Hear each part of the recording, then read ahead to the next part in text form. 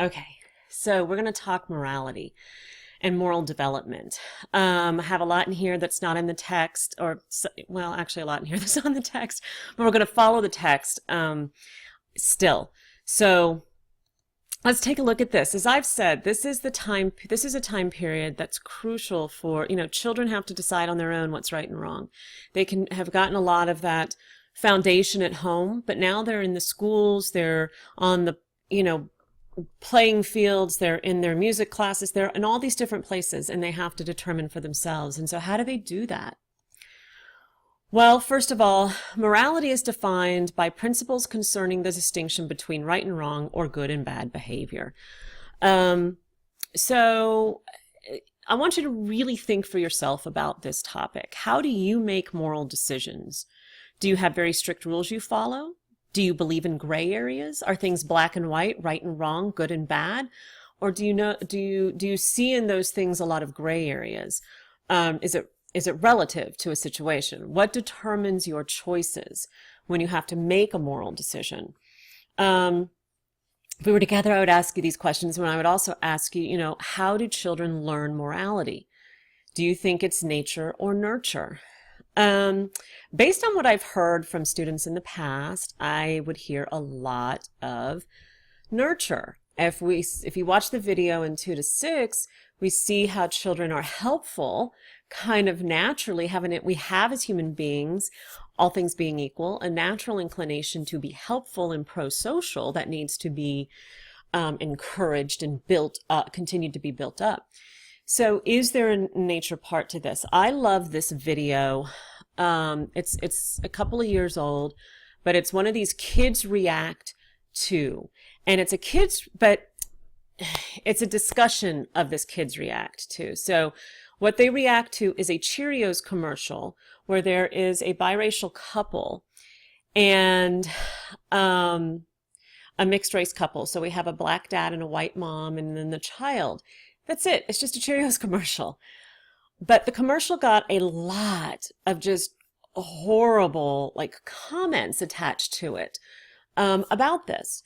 And so they had to stop the comments and so forth. And so children reacted to the commercial, but really they were asking them questions about why would people be upset at this commercial? And do you understand this? And I think it's a really, really interesting because they range from this age period that we're talking about to adolescence.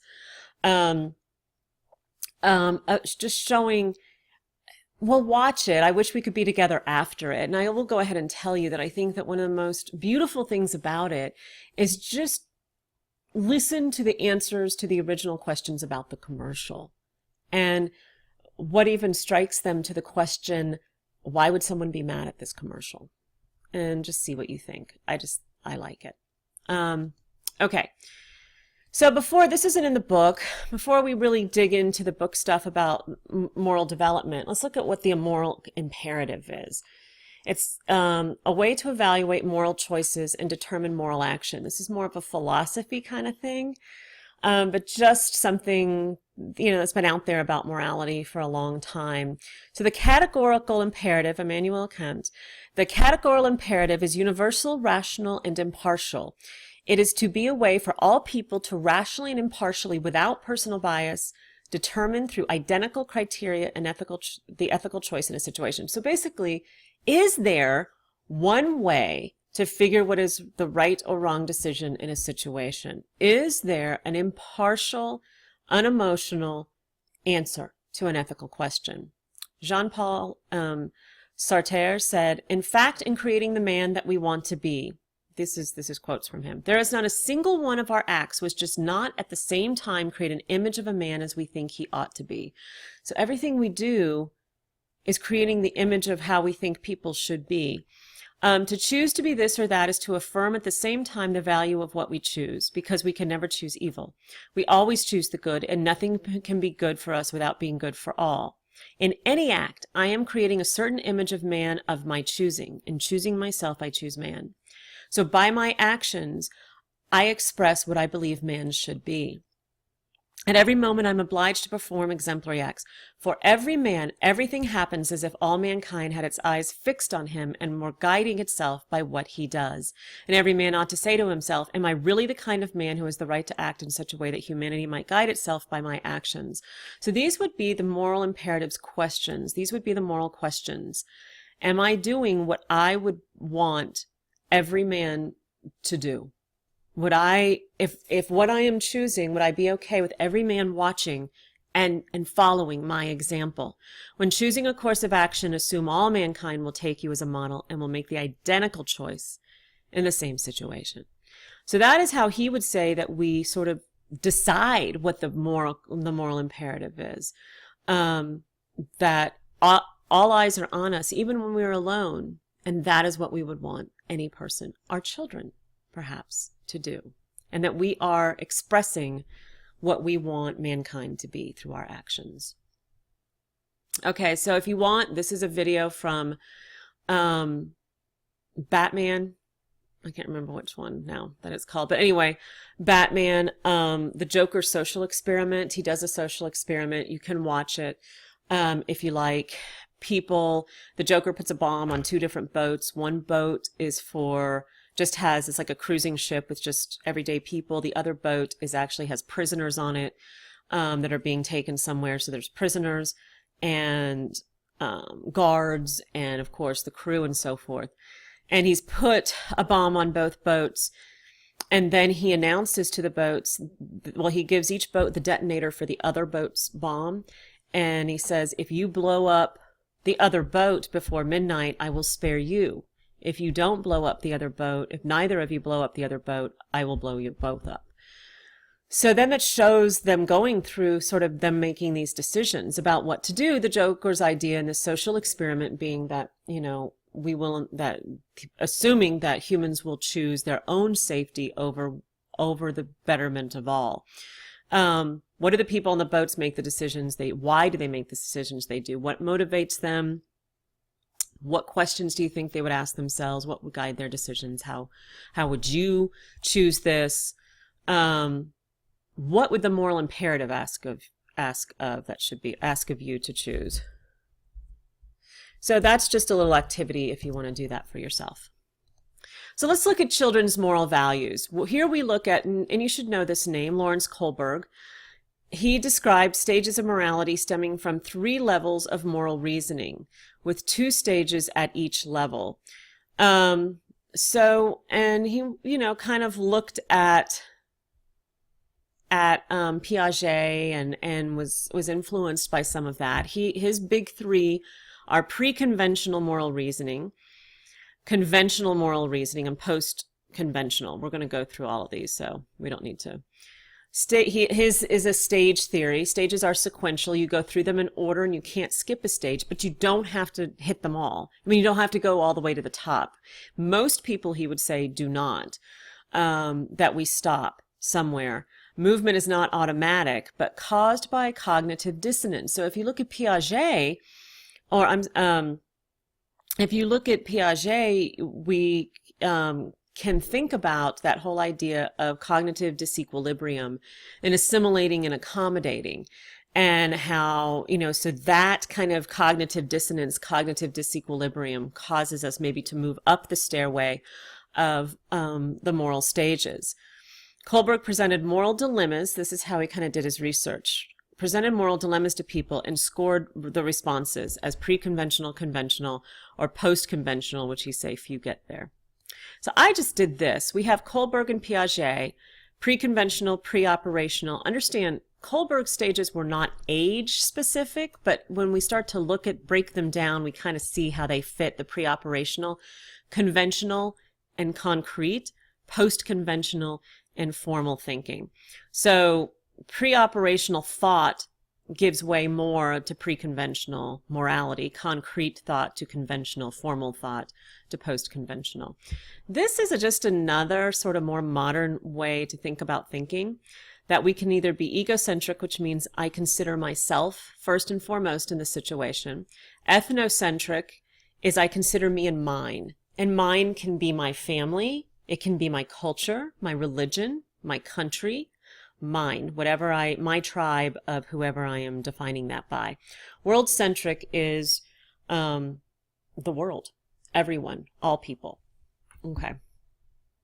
And so egocentric would be these types of morality.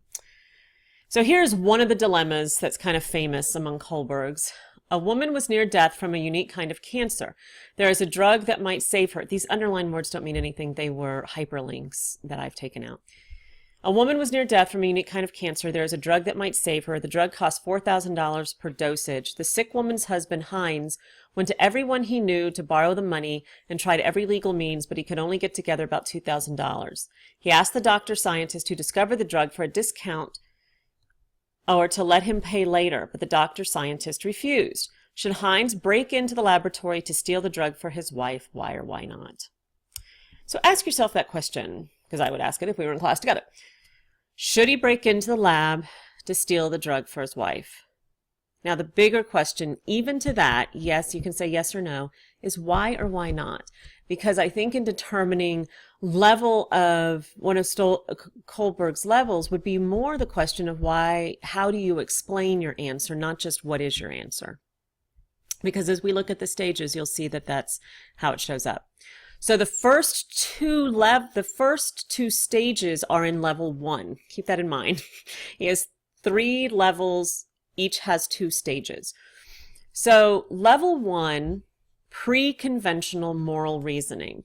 Stage 1, punishment, obedience, orientation. I have taken information from Kohlberg's. I have other sources. So do what you want with it. The concern is for self. Will I get into trouble for doing or not doing it? Good behavior is associated with avoiding punishment. So this, will I get into trouble? That's the big question. And we think about our really young children. Oh, I want the cookie. Should I take the cookie? But will I get in trouble? I mean, it's really about as far as we think. But we all get stuck in stage 1 sometimes. Because, you know, how many of you obey the speed limit because you don't want to get in trouble? I know I do. Often. So there, you know, some things like that, there's going to be places where, and I think for anything, that might be a thought that comes into our head, well, will I get in trouble for this? So that's the big question though. But is that the last question and the deciding factor for a person? Heinz, so that we might say that Heinz should not steal the drug because he might be caught and sent to jail. Heinz should steal the drug because if he doesn't, he might get in trouble from his wife or family. So this is why we have to ask why or why not. What is the particulars about it, depending on what you're thinking about who he's going to get in trouble by. And we can all do that. Well, am I going to get in trouble at home, or am I going to get in trouble with the law, or what is that? I like to ask, though, sometimes that we think about this in terms of our children and our middle childhood children. So think about being that kid on the playground that sees somebody being bullied. As you go through these stages, think about what the question would be that would answer that for them at this particular stage. Will I get into trouble? Well, will I get into trouble with the culture of children if I tell? I'm breaking that rule. Will I get in trouble at home if mom finds out, or with my teacher if I don't tell and I don't do something? So that would be this kind of stage. All right. Stage 2 is still level 1, pre-conventional, which remember would be egocentric, which would be concerned with the self. Individualism and exchange. Awareness of different viewpoints of what is right, so everyone is free to choose individual interests. Punishment is something you want to avoid because it's unpleasant. What's best for me over what is best for the whole. So the question here is, what's in it for me? What's going to be the best, you know, what's going to get me what I want? It's not necessarily about getting in trouble or not, but it's more about, so Lawrence Kohlberg said, human relations are viewed in terms like those of the marketplace. Fairness, reciprocity, equal sharing are present, but they are always interpreted in a physical or pragmatic way. You scratch my back, I'll scratch yours. Not loyalty, gratitude, or justice. So the child might be, well, you know, what's going to be in it for me? What's my social cred here? Am I going to be cool maybe to the kids? Are they going to accept me more if I keep my mouth shut? Or, you know, is this other group of kids going to think I'm cool because I stand up for this kid? But it's still based on me and how it works for me in my life. It is right for Heinz to steal the drug because it can cure his wife and he needs her to take care of the children. So it's not based on, something higher than that. It's based on, this is good for me. The doctor spent his time and money so it wouldn't serve him to give him the medicine. So that's a whole different lens or perspective. All right, so moving on to level 2, conventional morality or tribal, which is going to be our ethnocentric, me and mine. So stage 3, good girl, nice boy. What is right is what is accepted by one's culture, peers, society, conformity. The concern is, what will people think of me? And I think as humans, we often get stuck in many of these, or at least all of these questions can come into play sometimes. The desire is for group approval. Right action is one that would please or impress others. Often involves self-sacrifice, but it provides the psychological pleasure of approval of others. Actions are judged in relation to their intention. So I might do really good things, but I'm still doing it in order to be viewed well, not necessarily from a deep, not completely from a deep well of givingness. Can't think of the word I want. Heinz has good motives. Okay, druggist was wrong. Heinz's family will think he was good for trying to save his wife. So I do it to kind of boost myself in the eyes of others. It's still sort of externally oriented to my group. And who is that group? So for our child on the playground, what are, and it depends on who's important to the child. Well, what will my friends think of me if I speak up, or what will they think of me if I don't, or what will the teacher think of me, or what will my parents think of me? If you think back to the bullying video, if you watch it, you see one of the young girls go through this in terms of, first it was about me, what my mom thought, but then it was about who I want to be. So it's more still very externally oriented. Conventional morality, stage 4, law and order. This is basically, okay, right behavior consists in doing one's duty, showing respect for authority, obeying the rules. What are the rules? A person orients to society as a system of fixed rule, law, and authority, with the prospect of any deviation from rules as leading to social chaos. Society becomes society at large and not just one's own group. So this isn't just like one's family, but now it may be our culture, our religion, our society, our country. Responses do mirror stage 1. Stealing is against the law, so I wouldn't do it because I would get, stage 1 would say, but I would get, so it's against the law and I would get in trouble if I did it. Stage 4, see the law as a structuring framework for societal good, and you just don't break it. This is, people in the military, this is an expectation, I would assume, that, these are the laws, this is authority, this is what you do. And so, there's many social questions out there that it's like, here's our Constitution, here's what it says, this is what we do or don't do. And there's not, there's no movement inside, but this is what it is. So that's kind of that law and order orientation. So then we move up to post-conventional morality, stage 5, social contract orientation. Lawrence Kohlberg said, right action tends to be defined in terms of general, did I even do this? Oh yeah, stealing is against the law. Okay. General individual rights and standards which have been critically examined. What do I want to share here? The emphasis upon the possibility of changing law in terms of rational consideration of social utility, rather than rigidly maintaining it in terms of stage 4 law and order. Laws are changeable and need to reflect evolving structures and ideals that are best for the whole society, which is expanding. So in this, we would look to our laws and we would say, okay, here's what the law says, but is the law correct? Do we need to look at the law as it reflects our current stage of evolution in our society? Without some of this thinking, women would still not vote. African Americans would still not, have any rights. We wouldn't have civil rights. So, we have in this country, we do have a constitution that is changeable because of some of this, and realizing that our laws, our society evolves and we have to change those. So this would be based on that. So Heinz should steal the drug because life has greater value than property or money. Um, Now, should he be punished? So this is another question. Well, this would say yes, he should be punished because he broke the law, but that punishment would be viewed through the lens of why he broke the law. And here the judge would weigh the moral standpoint more heavily, but preserve the legal law. So it's still, we're widening our lens a little bit here. We're looking at, we can change, we have laws, we have a structure, we have an order, but we can change them. So what in the heck would be beyond this, do you think? I mean, this seems pretty democratic. It seems open, but structured, authoritative, if you would, if we looked at parenting styles. So, but we do have another one. Universal care orientation.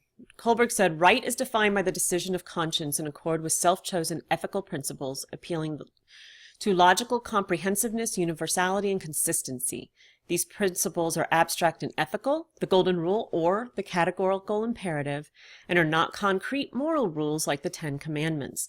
So we've moved between like what's been written down and decided upon to what is the moral imperative? What does it ask me as a human being to do based on what I would want the world to, how I would want the world to be, and what I would want people to do and treat others.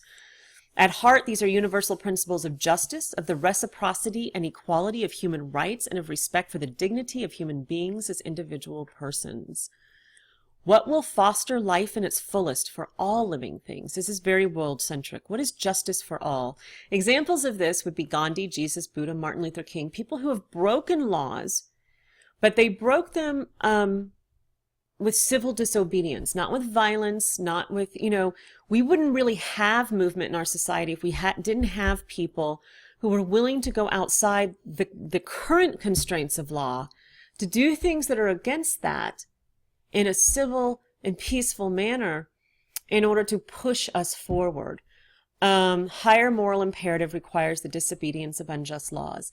This isn't always easy. So what is the child on the playground going to do? What is this going to look like for them? This is going to have to be overcoming all the questions of self or coolness or friends to what is right.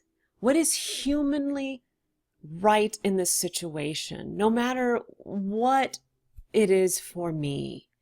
And so we would think, of course, we want our child to do that. We want our child to be the one that says, stand up, do it, fight the bully, whatever it takes. But think about being, 8, 9, 10 years old. And especially if this is, it's hard for you to stand up as it is, if you don't have a lot of agency. This is where children learn this. They have to make these moral decisions, and they can be hard. As adults, we struggle with some of these questions. So it's an interesting thing to ask ourselves, what are the moral questions I ask myself, and at what stage are they? And which one, I may ask myself a level 3 post-conventional stage 6 question, but do I always do that? Because within my life, is it something I'm willing to do? These are not things about judgment. These are things about just knowing ourselves. So if you imagine a friend of yours has committed a crime, what would you do? How would you decide? How would you respond at each level? Would you tell immediately? Just things to think about.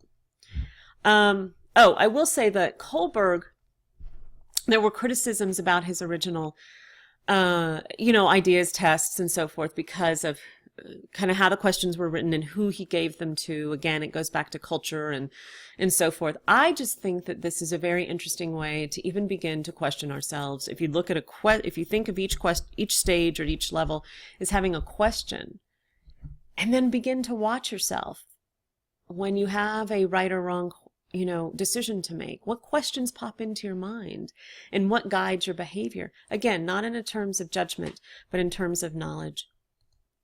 Children develop their own morality and gender. Carol Gilligan believed that females are more likely to develop a morality of care, in which nurturance and compassion are more important than a morality of justice, which emphasizes absolute judgments of right and wrong, which she saw men as doing. So again, this would be more of a question of what do you think? hers doesn't have a whole lot of research backup. But I think in a day-to-day, everyday thing, do you see that as being true in terms of males and females? And this may go to females having more of that activity in terms of the emotional centers, and males having more activity in terms of those cognitive social cognition centers. Do we make decisions differently? This is just all in question asking. Children develop their own morality guided by peers, parents, and culture. Concrete operational cognition gets them to think about morality as they move into concrete, logical ideas. When child culture conflicts with adult morality, children often align themselves with peers. And this is what gets hard. They don't want to break the rules of the culture of children because they don't want to get eaten. This is where it's tough, and we want them to make the right decisions and the best decisions, but they're learning and they're growing. I think that's it. So what happens, this is the same, I think, as that when I started in the beginning, modeling reinforcement working models. How do we to create morality in our children? It goes back to even in our 2 to 6, how do we create empathy? How do we begin pro-social behavior and empathetic behavior for children? And then give them the opportunity to make mistakes in these things, to feel those decisions, and let it all be in the learning as they grow. All right, so that's it for our 6 to 11s. So I will catch you later.